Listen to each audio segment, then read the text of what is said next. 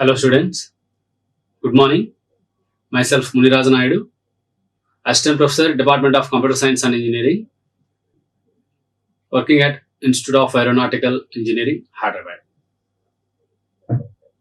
So in this video, I am going to discuss about system calls in operating systems. So in the previous videos, already discussed about introduction about operating systems and operating system structure as well as the operations. So let us start today's concept, system calls. So this is the overview about system calls, introduction about system calls, examples related to system calls, implementation of system calls, and what are the various types of system calls. See, we know what is the importance of system calls, particularly in operating system. So basically, operating system acts as an interface between user as well as the system hardware. You know, that is a basic concept. So whatever the programming interface we are using, that particular programming interface which provides some services by the operating system. So these programming interfaces are typically written in any high-level languages like C or C++. But mostly accessed by the programs via a high-level application programming interface, that is API. But the system calls are having some importance. Rather than we may use application programming interface when compared to the system calls.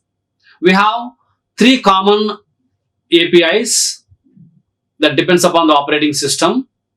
One is a Win32 API for Windows.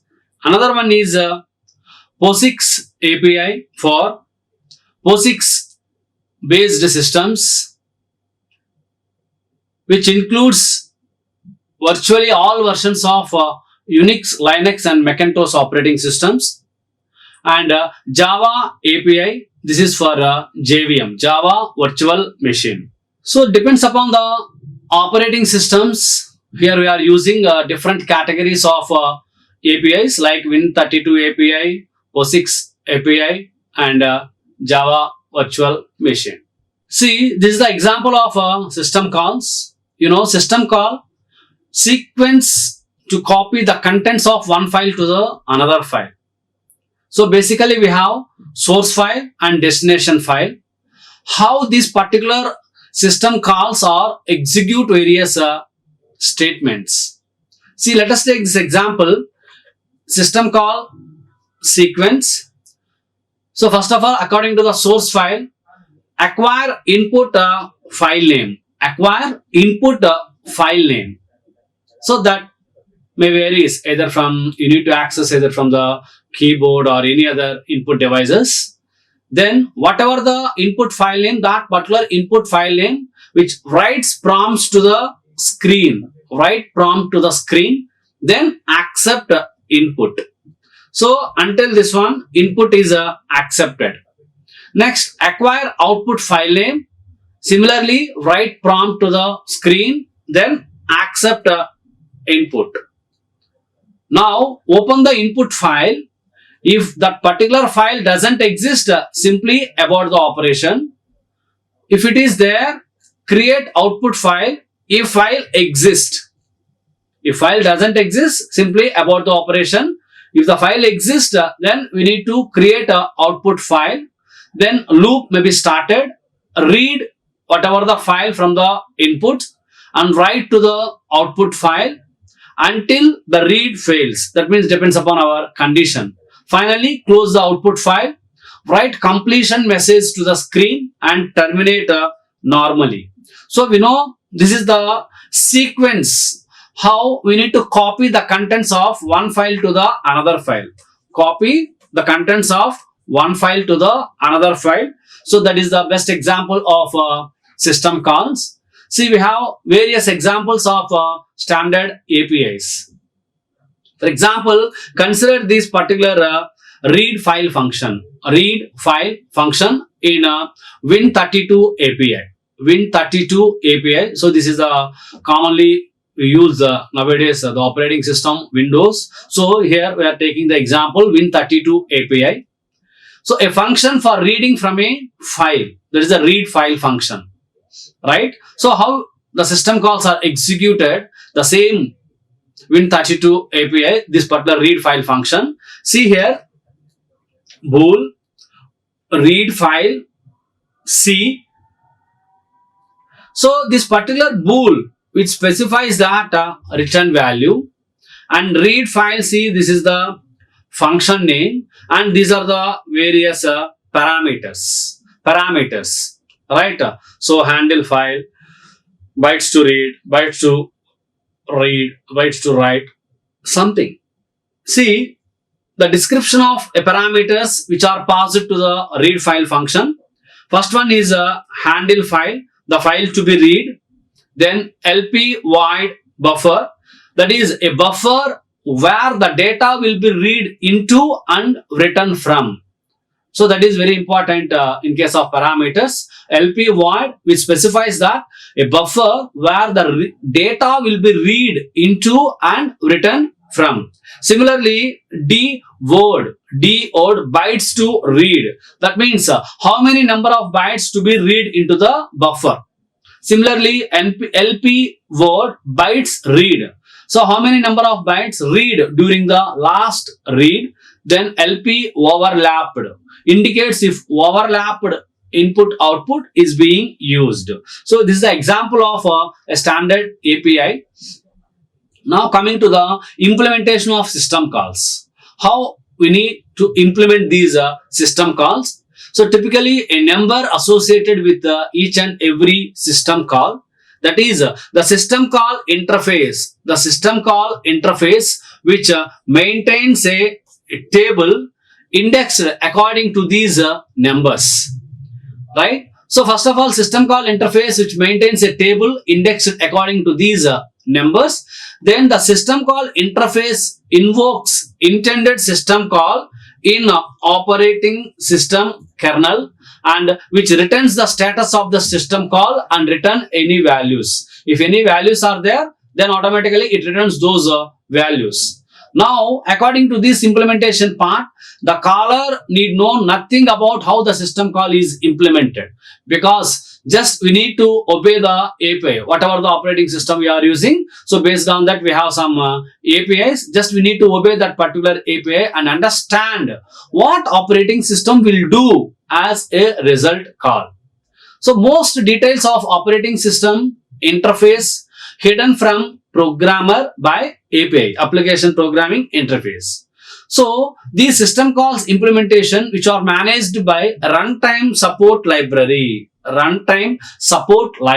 which specifies a set of functions which are built into the libraries, including with the compilers. So this is regarding the system call implementation, right? Then coming to the how the system calls which maintains a relationship between various APIs as well as the operating systems. See, this is the system call interface.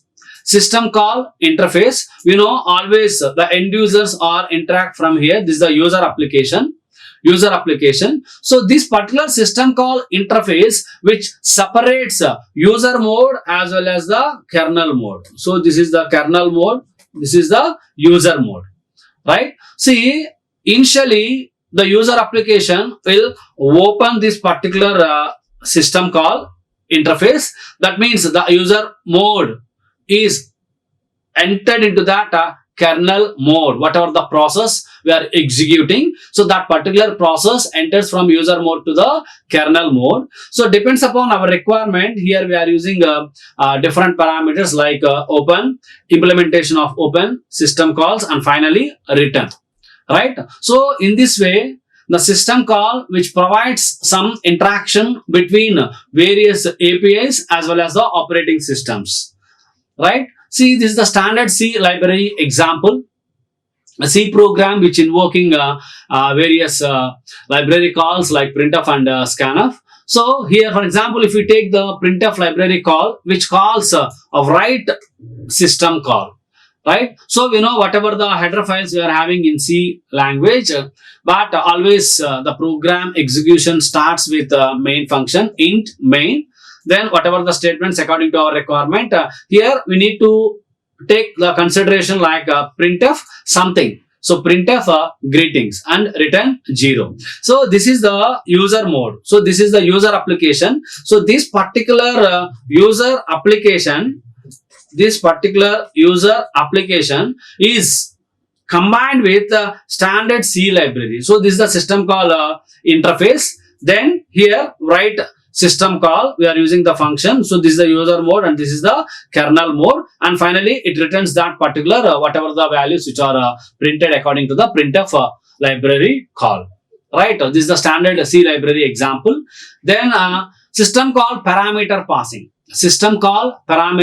passing. See here, more information is required than simply identity of desired system call, right? So that means exact type and amount of information which varies according to the operating systems and various system calls, right? So because what type of information you are going to access, what type of information you are going to read from the memory, so that varies according to the operating systems and according to the various system calls. So for this here the system call parameter passing generally uses three categories. We can call as a three general methods which are used to pass parameters to the operating system.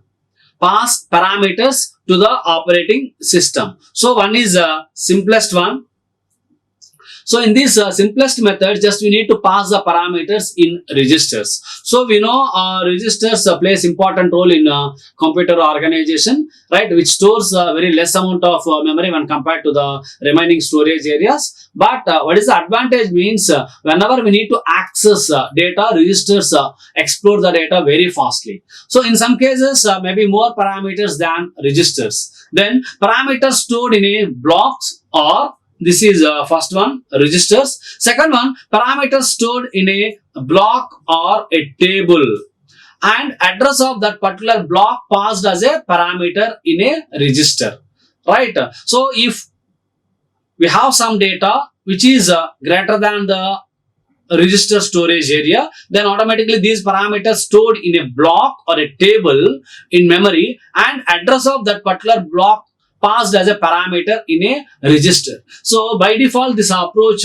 taken by any command line interface like Linux as well as the Solaris operating systems. Then third mechanism, parameters placed or pushed onto the stack by the program, and whenever requirement is there, and automatically we need to pop off from that particular stack by the operating system. So block and stack methods do not limit the number of length of parameters being passed. So that means there are three methods generally to use to pass the parameters to the operating system. That depends upon the size of that particular data. For example, the parameters are very less, then automatically you can go for the first mechanism, that is stored in the registers. Then if the parameters are greater than the register size, then automatically we need to store into any particular block or a table in memory, and we need to access that particular address of block as a parameter in the register. Then third one is by using the stacks. So these are the three methods we are using for parameter passing in system calls. See, for example, if we take this method that is called as a parameter passing via table, right? See, this is the user program and this is the operating system, right? See, parameters for call, for example, X. Then this is the register. That particular register stores, see, initially the load address of X, and it stores the address of that particular X somewhere else it is. Then automatically the operating system use the parameters from table that particular X. So here the code for system call number is 13. Here the system call is 13. So how the particular operating system access the information from the user program with the help of registers, that will depict this in this particular diagram. Then coming to the types of system calls. What are the various types of system calls? So these types of system calls may varies according to our requirement. Let us take, for example, process control. First one is process control. See, generally, according to the operating system, process is nothing but any task which is under execution, any program which is under execution, right? So, by default, any operating system which executes more number of processes at a time, right? So, this particular process control that leads to various operations like end the process control as well as the abort, then load any particular process and execute that particular process, then create the process, terminate the process, right? So generally we have various what we call as a process states, right? So this process states also important here, right? That is new, ready, running, waiting, and then terminate. See, these are all the various process states, right? So according to these process states, the process control system call which uses either create the process or terminate the process, then get process attributes, set process attributes. If the particular process is wait for some event, we can call it as a wait for event or wait for time, signal event, finally allocate and free memory. So this is nothing but process control. Then second one is file management, right? Create file, delete file. So what are the various operations we need to perform on that particular file management, like create file, delete file, open any particular file, close that particular file. So read, write, reposition, and set and get file attributes, right? So according to our requirement, these system calls may be used in any particular application. Then coming to the third one, device management, right? So this particular device management, generally in operating system, we have how we may use that particular resources. See, we have basically physical resources and logical resources. Like physical resources, disk drives and memory storage areas, right? So any hard disk drives or any storage areas or any memory storage devices, something. So logical devices may be monitors or semaphores. We will discuss later these concepts, right? So device management. So by default, any particular application which needs some resources, then automatically how the operating system allocates that particular resource in the form of request, use, and release. So first of all, we need to request whatever the process which needs that particular resource, that particular process request to that particular device, right? If it is free, then automatically the operating system allocates that particular device to the requesting process. Now we may use that particular resource. After completion of work, simply we need to release that particular device. So that is very important according to the operating systems. So request device, release device, then read operation, write operation, and reposition. Then get device attributes, set device attributes. So logically attach or detach the devices. Logically attach. So that means we don't know exactly always the various devices may be located in the same region, right? For example, with the help of IP addresses or wireless, nowadays we need to access any printers or scanners. So that means we can call it as a logically attach or detach the devices. Then next one is information maintenance.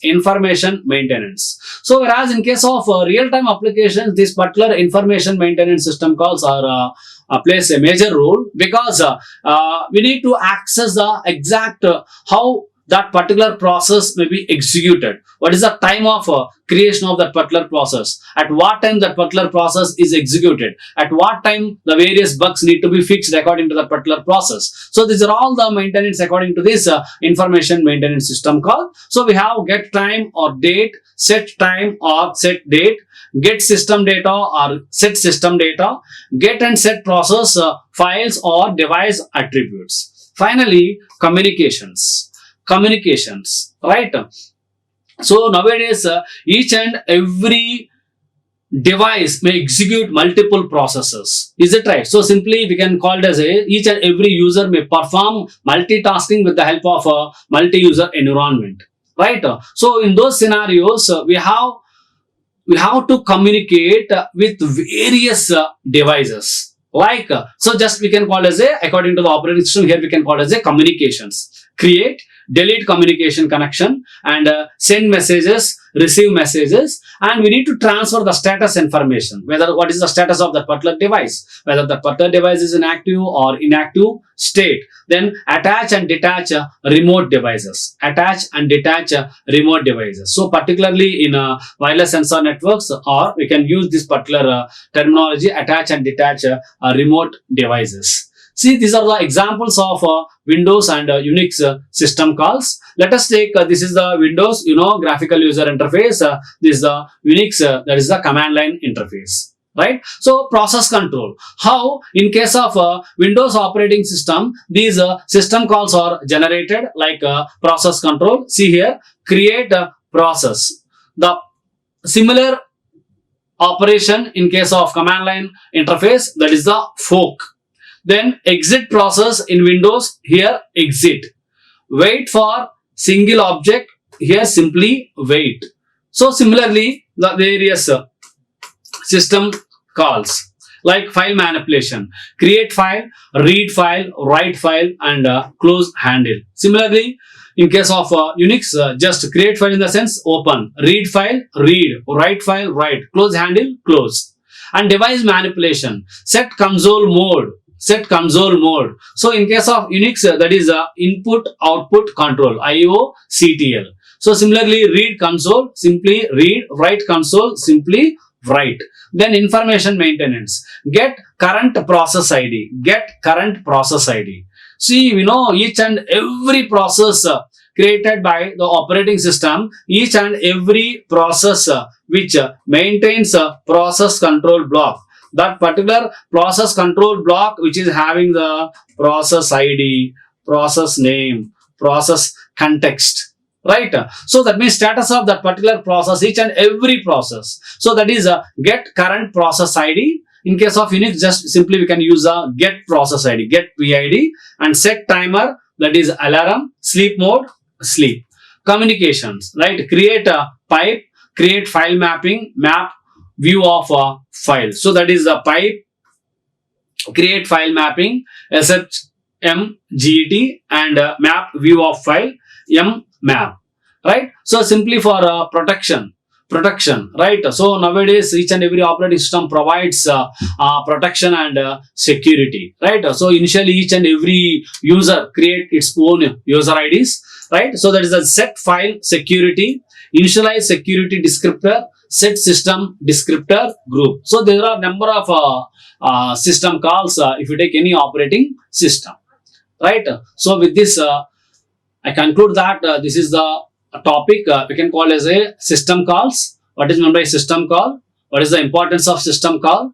How those system calls are implemented, right? So what are the various APIs we are using, that depends upon the operating system, and what are the various types of system calls, and what is the importance of each and every type of system call. Finally, give some examples related to this particular system calls, right? I hope you understand this particular concept. So in the next video, we are going to discuss about evolution of operating systems. Thank you one and all. Like, share and subscribe. Hit the bell icon for more updates.